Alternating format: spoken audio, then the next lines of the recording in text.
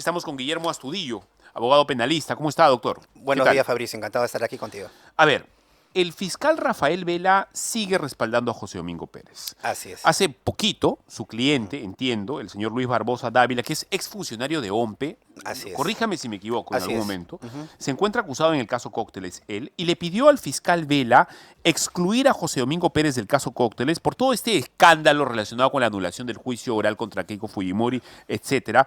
Y bueno, a ver, porque ha quedado claro que ha perdido la objetividad el señor. Totalmente evidente. No lo conozco a Ujú. su cliente, no estoy ni a favor ni en contra de él, pero es evidente que el señor José Domingo Pérez ya no es imparcial y que incluso no cumple adecuadamente sus funciones. Entonces, esto a pesar de que hay un par de fallos del TC que creo que apoyan la tesis suya. Doctor, ¿en qué consiste esto que está usted sosteniendo sobre este tema? Vayamos al segundo después. Primero esto. Sí. A ver, como tú recordarás, Fabricio, el juicio oral del caso Cócteles se anuló el 13 de enero, ¿no es cierto? Debido básicamente a dos sentencias del Tribunal Constitucional que indicaron que el señor José Domingo Pérez había perdido la objetividad, que Sí. es una función fundamental que tiene que tener todo fiscal provincial. Y además el TC señaló que el señor José Domingo Pérez había violado sistemáticamente los derechos fundamentales de todos los acusados del caso Cócteles, ¿no? Esas son dos sentencias del TC que se dictaron, pero además acuérdate que hay una tercera sentencia de la Corte Suprema de Justicia en el caso del señor Briceño, en el que en esa misma línea sostiene que acá han habido violaciones a los derechos fundamentales de todos los acusados. Entonces, nosotros en virtud de esas tres sentencias, ¿no? Las dos del Tribunal Constitucional y la otra, de la Corte Suprema, el 24 de enero sostuvimos ante el fiscal coordinador que ya el fiscal José Domingo Pérez no era, no podía continuar viendo este caso porque había perdido objetividad y porque había, digamos, incumplido las funciones que le indica la ley y la Constitución como debe guiar, como debe seguir un proceso penal. ¿Por qué había perdido objetividad? Porque las propias sentencias del Tribunal Constitucional así lo señalan. Entre otras cosas, lo que dice las sentencias del TC es que el señor fiscal ha acusado de manera sorpresiva a todos los acusados. O sea, le han devuelto 19 veces la acusación fiscal con una serie de errores que no han sido subsanadas al día de hoy. Perdóneme, doctor, yo creo que por burro no ha sido. ¿Ah?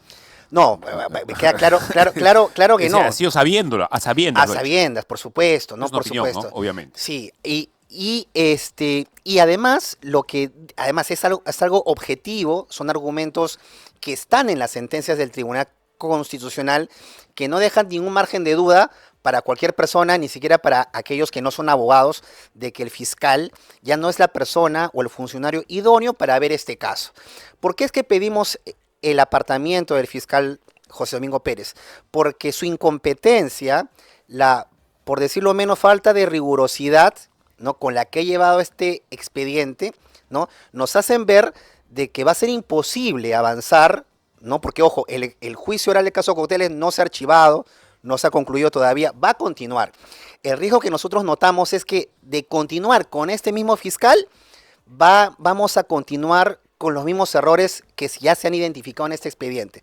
De allí la necesidad, ¿no?, de allí la necesidad de que el fiscal superior, digamos, con un mejor criterio, ordene la casa y elija un nuevo fiscal provincial para tramitar nuevamente el expediente caso Cócteles, que va a regresar a etapa de investigación preparatoria, que es lo más probable que va a ocurrir. Ok, ese es el mundo ideal. En el mundo real, ¿eso puede ocurrir? En el mundo real, digamos, la respuesta que nos ha dado el fiscal... Es verdad que la fiscalía no es la anterior, ¿verdad?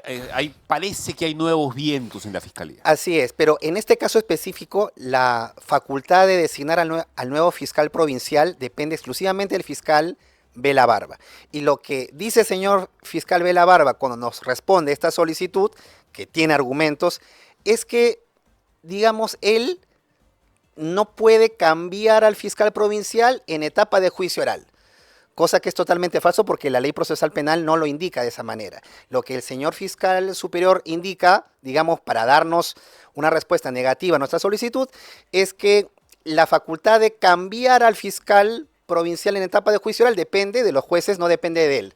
Con lo cual, pues, está prácticamente omitiendo, ¿no?, supervisar la labor de los fiscales provinciales, ¿no? Y otro argumento que sostiene es que, digamos, que no es del todo cierto que al fiscal le hayan devuelto 19 veces la carpeta fiscal, ¿no? Y que en todo caso eso es un argumento propio de los debates, ¿no? Y de las acciones que han planteado los abogados en etapa intermedia. Cuando no recoge los argumentos del TC, que dice claramente que han habido errores y violaciones a los derechos fundamentales de los acusados. Es por eso que le han devuelto la acusación fiscal al fiscal en más de 19 ocasiones.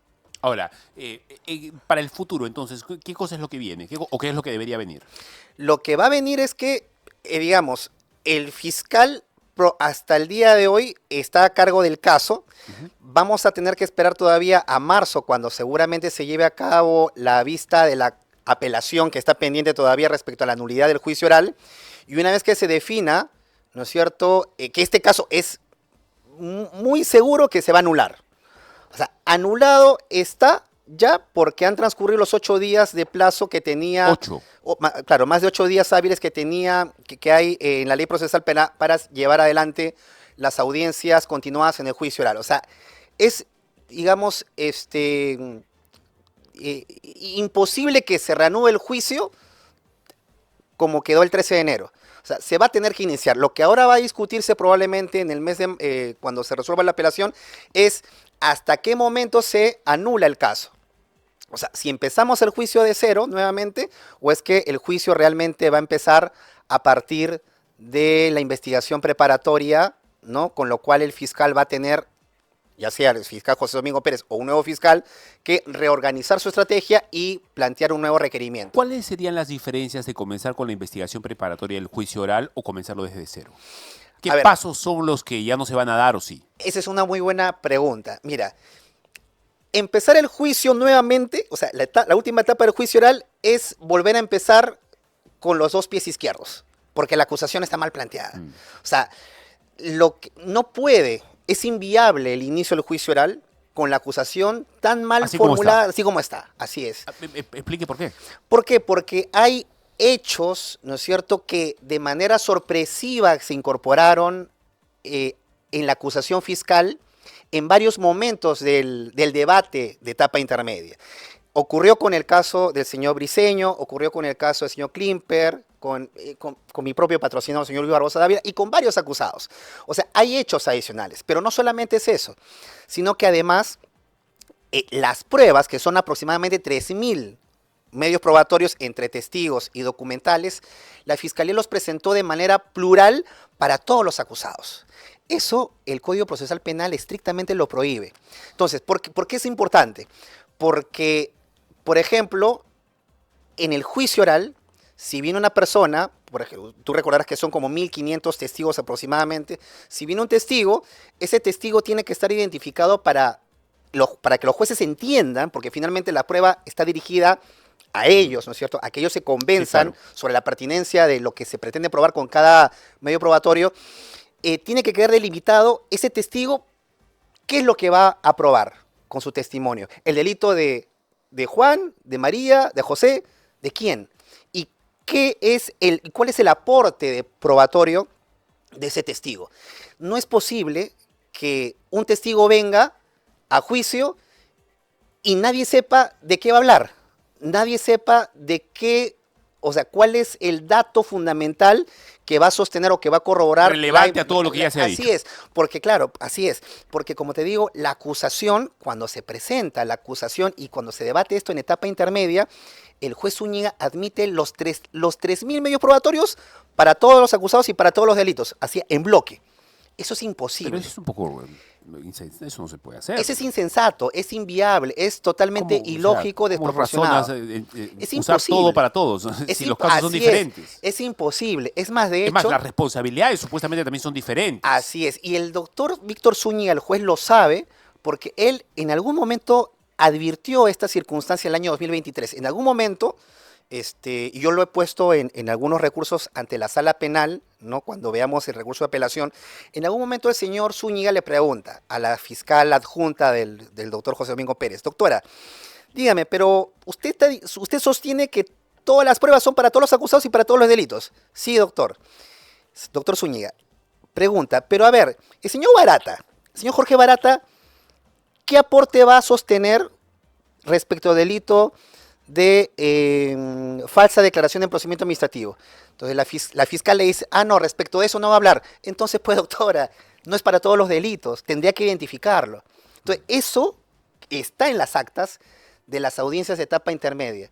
Eso lo advirtió el señor juez Zúñiga y no lo corrigió. Le permitió a la fiscalía presentar en bloque todos los medios probatorios. Por eso sostengo es que es inviable el juicio en los términos en los que está. ¿Qué es lo que tendría que pasar?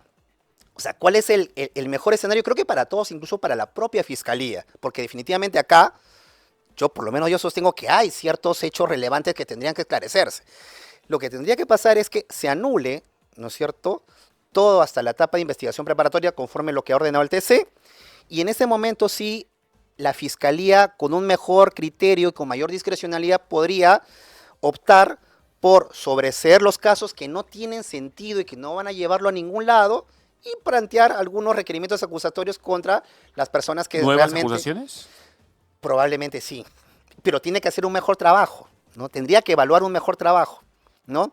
Eso es, digamos, un punto ¿A intermedio. su cliente de qué se le está acusando, doctor? Lavado Al de señor Luis activos. Barbosa Dávila, exfuncionario de la OMP. Él era jefe del área de verificación y control de OMPE desde el año 2007 hasta el año 2016. Ya, pero en relación al caso Cócteles, que es el caso que Lavado nos de atañe. activos, ¿no? Lo que el OMPE, como tú recordarás, tiene una función de supervisión, ¿no?, de la actividad económica financiera de los partidos políticos, que en este caso son los administrados. Dentro de ese procedimiento de fiscalización, lo que hace OMPE, lo que hacía el señor Luis Barbosa Dávila, era emitir unos informes técnicos, unos documentos que aproximadamente tienen 3 o 4 páginas. Son informes técnicos que se dictan en el ámbito de sus funciones y competencias legales.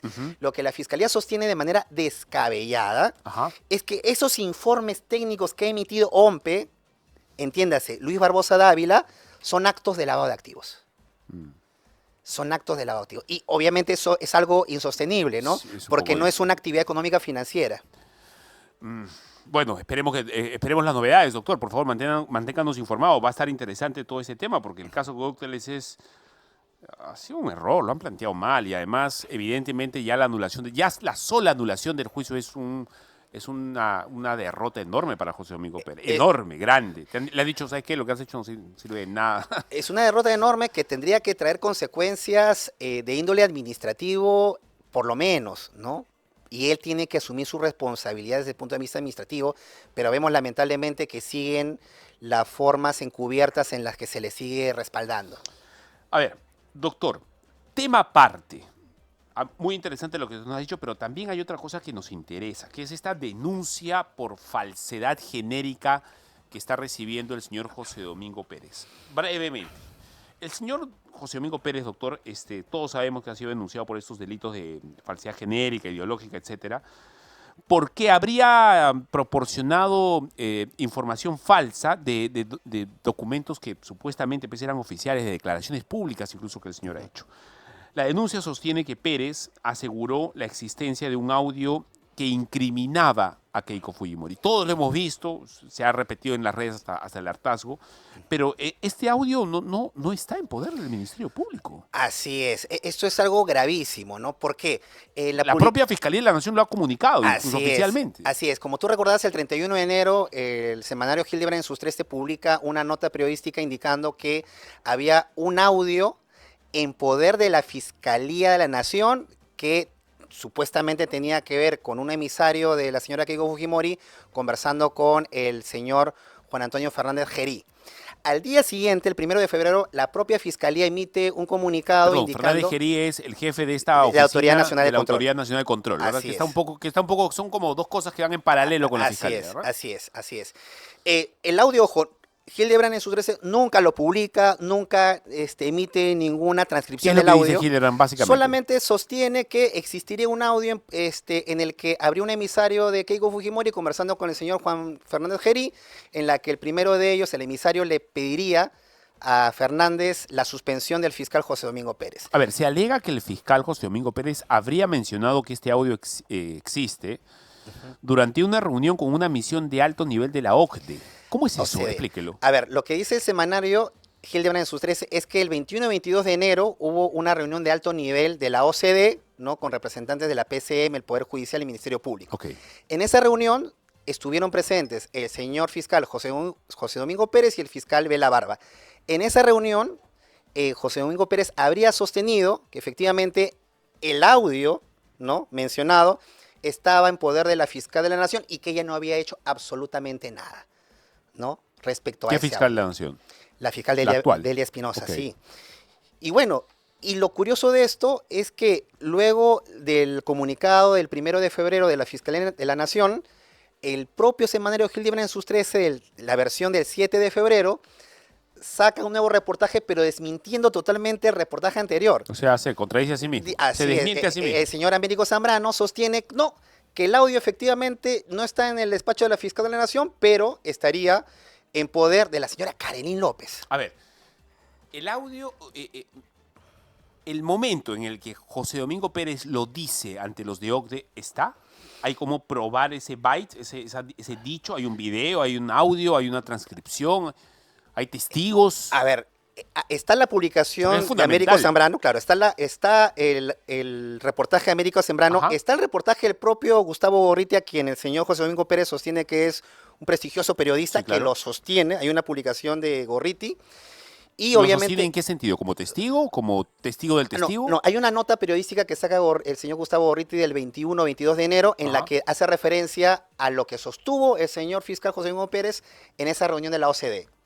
¿En el sentido de que él lo escuchó o que él escuchó a alguien que lo dijo? No, la nota de Gorriti dice, señor José Domingo Pérez, ante personas reunidas de OCDE, sostuvo que este audio está en poder de la Fiscalía de la Nación y ella no ha hecho absolutamente nada.